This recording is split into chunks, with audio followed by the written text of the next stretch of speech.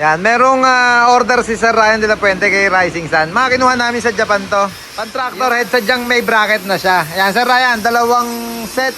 Rising, kukunin ba ni Sir Ryan to isa? Ito, baka hindi kunin, pang dump truck kasi to. May mudguard na siyang kasama, Japan surplus din mga kabisyo. Fresh from Japan. Ayan siya, may frame na rin na stainless. Ang order lang kasi sa atin ni Sir Ryan, yung pang tractor head para plug and play na lang sa mga tractor niya. Bali dalawang set na yung sure na kukunin sa Ryan de la Puente. At ito nga isa.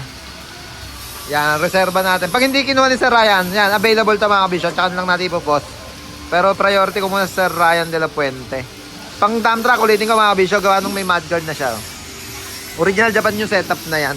At marami pa tayong parating. Abang-abang na lang kayo mga kabisyon sa mga taillight natin na darating yung mga nakuha namin ni Rising Sun sa Japan nung isang araw. At sa on hand naman natin, meron pa tayong Kiboki dito.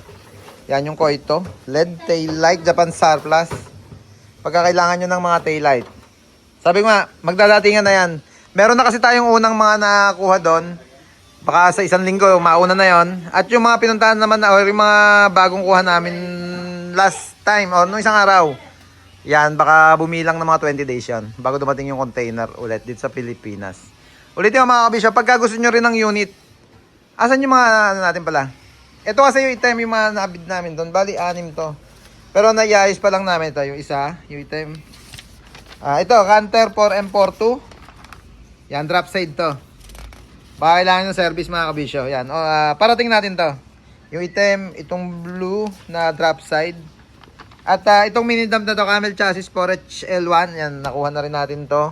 At inaayos pa ni Rising yung iba pang unit. Meron pa tayong 4HK1 cabin chassis, 4JJ1 cabin chassis, mini dump, mga tatlo pa siguro. Ay, yung isa pala, sorry, ito, speaking of mini dump. Rising, okay na yung mini dump na 3-way. Si Bossing Aljay natin from Ilocos yata, siya kundi yung kakamali. Bossing Aljay, yan. Shoutout sa'yo at i-reserve ko na yung mini dump na 3-way.